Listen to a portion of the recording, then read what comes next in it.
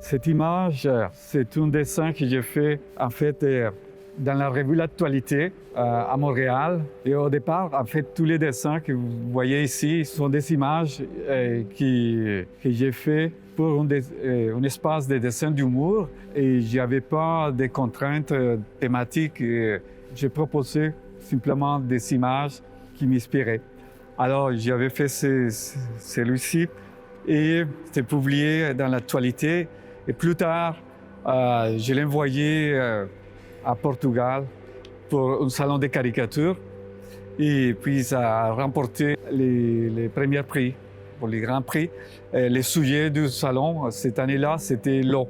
Et ce qui est intéressant aussi avec ces dessins, je l'ai fait à la main. Et ensuite, j'ai scanné mon croquis et je l'ai fini numérique. Étant donné que c'est problématique du plastique, de bouteilles d'eau en plastique est si constante et je remarque que partout au monde, j'ai décidé d'aller plus loin et je suis en train de faire un album jeunesse avec ces deux personnages.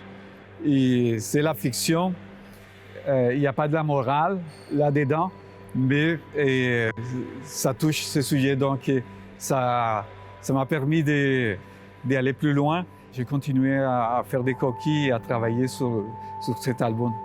Quand j'ai fait un album jeunesse, je l'ai fait pour tout le monde. Et puis après, on les classifie pour des raisons pour formaliser quelque chose. Mais je l'ai fait d'abord pour raconter quelque chose. Et je pense qu'un bon album jeunesse est approprié pour tout le monde.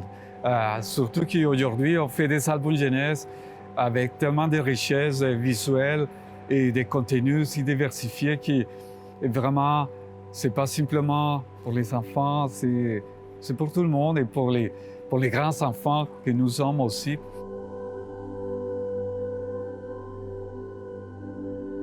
Cette image aussi, c'était une image personnelle, c'est-à-dire qui a été publiée par la suite.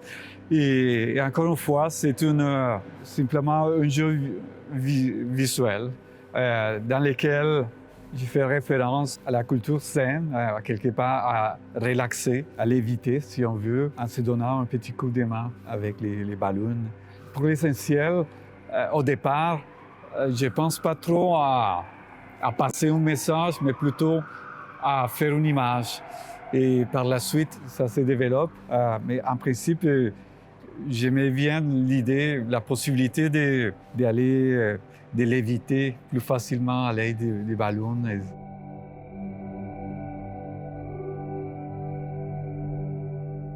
Dans ce cas-ci, c'est une image que j'ai faite au départ sur papier. Je l'ai fini sur papier et ensuite j'ai ajouté quelques éléments numériques, notamment pour les fonds et les planchers.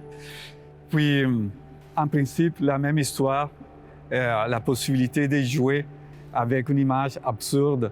Si je regarde la télé sans lunettes, je vais voir, avant qu'on commence une match de karaté, je vais aller voir un petit peu comme ça les deux athlètes. Donc, je ne vais pas remarquer les deux têtes.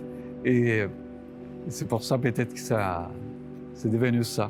Puis, un peu dans le même esprit, cette image aussi est bon, si on veut, à quelque part, ça représente un certain degré d'introversion, timidité, et en même temps, les caractères espiègles du personnage. C'est de l'absurde un peu l'image précédente aussi. Parfois, je peux jouer avec la composition un peu, déplacer certains éléments et les remettre ensemble. C'est un outil supplémentaire, le numérique, Mais au départ, toujours ça commence par les papiers.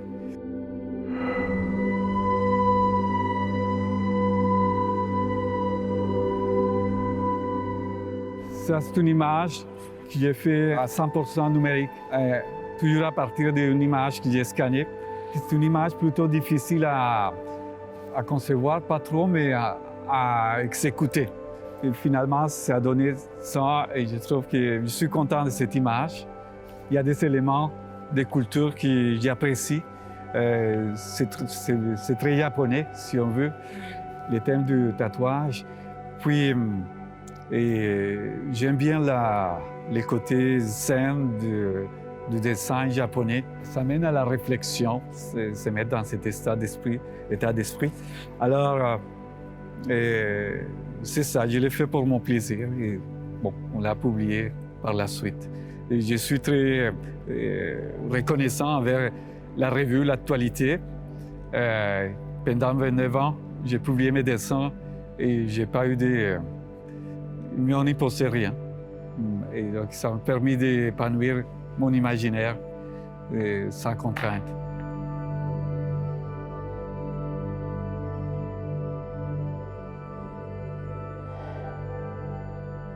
Celle-ci, c'était un dessin que j'ai fait 100% à la main sur papier, était publié comme ça, la version originale. Plus tard, je l'ai retravaillé pour faire une version numérique qui était plus appropriée pour la reproduction en grand format. Puis il y a encore un de mes thèmes fétiches, les voitures. J'aime bien la voiture, les voitures, mais je ne sais pas conduire, je ne conduis pas encore. Mais j'aime bien les voitures, j'ai une collection de voitures miniatures, des jouets. Je les aime comme ça. Par contre, dans la vraie vie, je trouve que ça prend trop de la place. Donc, l'image, il parle pour elle-même. On a ces confrontations entre la machine et l'humain. Et je trouve que les tâches allaient bien. Et en fait, souvent, dans mon travail, il y a ces dualités.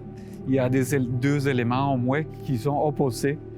Et en même temps, dans les défis pour les dessinateurs, c'est de les mettre ensemble d'une façon cohérente, même si les dessins en soi, c'est l'absurdité qui est logique une fois qu'il est là ensemble.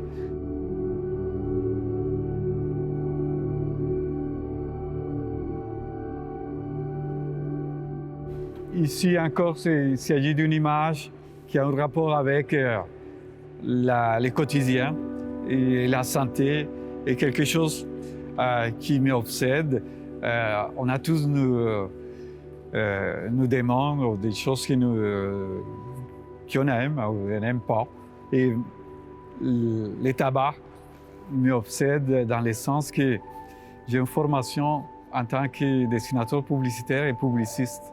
J'ai appris, disons, la partie du métier, du côté créatif, mais j'ai jamais exercé la publicité pour vendre des choses vraiment.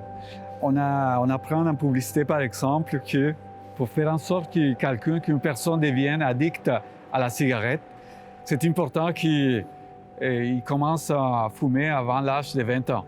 Je trouve ça immoral parce que la cigarette provoque plein de choses, des maladies terribles. Par contre, dans mes dessins, je ne veux pas faire la morale comme telle.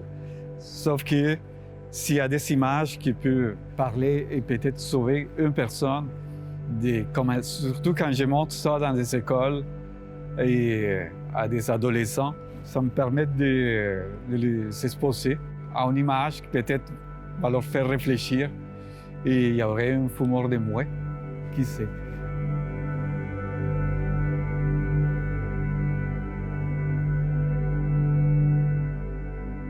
Ces dessins-là, je les fais complètement à l'acrylique.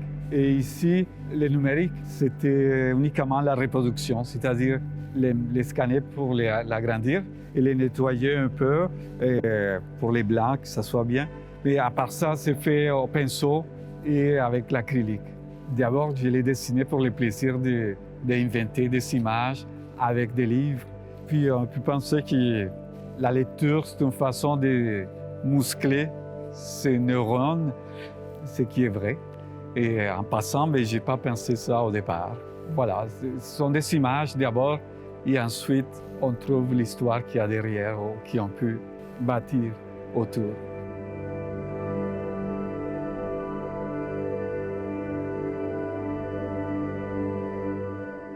Cette image est numérique et il y a des éléments faits à la main aussi, un petit collage. Je l'ai fait pour une revue qui m'avait demandé d'illustrer la page couverture. Et la thématique de la revue à ce moment-là, c'était la marche, dans le sens large du terme. Pour moi, c'est ça que la marche représente, une sorte de liberté. J'aime bien la marche. Et avec mon épouse, on a fait 2 fois les chemins de Compostelle, à pied avec des sacs à dos. Ça fait du bien. Donc, c'est une image symbolique et j'apprécie bien, c'est pour ça que je voulais la partager.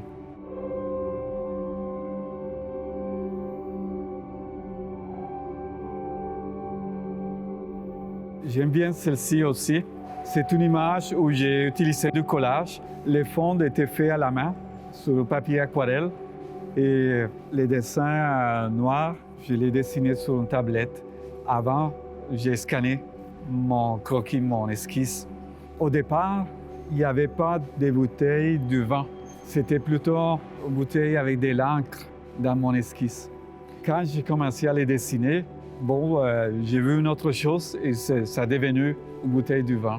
Et ça arrive souvent, tu as une idée et ensuite, en dessinant, les dessins même t'offrent des autres possibilités. Ils te permettent de voir des autres choses. Pour ça, c'est important aussi parfois, quand tu fais ton esquisse, de les laisser tranquilles quelques jours, parfois des semaines, parfois des mois, des années. Et là, ce que tu as vu au départ se transforme ou l'image que tu pensais que c'était pas mal, peut-être pas si génial, et un dessin que tu trouvais un peu banal, là, tu le vois d'une autre façon, tu trouves qu'il est plus intéressant. Alors, je suis content de cette image. Il y a quelque chose aussi de joyeux et mystérieux. Elle est très élégante.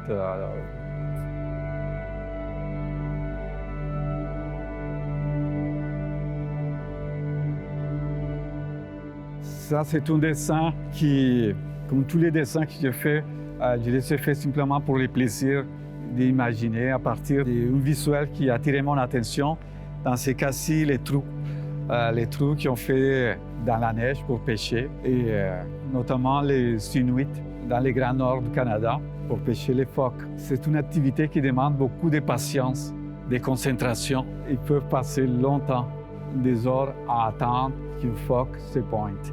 Donc, le rapport avec le temps est très important dans ces cas-là. C'est comme ça que le cadran est apparu dans cette image. Je suis content de cette image parce qu'elle est assez sobre et la composition aussi n'a pas besoin de tous les cadrans pour l'imaginer. Et à quelque part, ça fait référence aux dessins inuits. Les lithos qu'ils font sont aussi un peu japonais. Il y a quelque chose de très dépouillé. Le numérique est uniquement pour les fonds. Le reste, je l'ai fait à la plume et je l'ai scanné.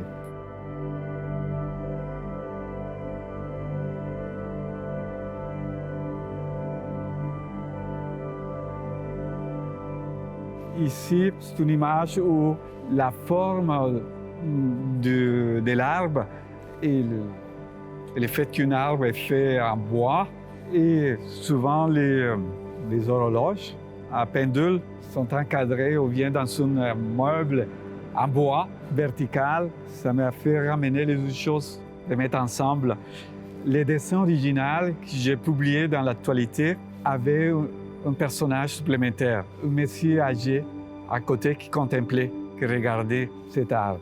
J'ai trouvé que c'était bien pour un dessin dans une revue, mais pour une affiche, pour un grand format, on pouvait se passer du personnage et simplement concentrer toute l'attention sur l'arbre pendule. Donc, c'est pour ça que ça c'est devenu un peu plus fort, parce qu'il n'y a pas d'autre élément qui va diluer l'attention.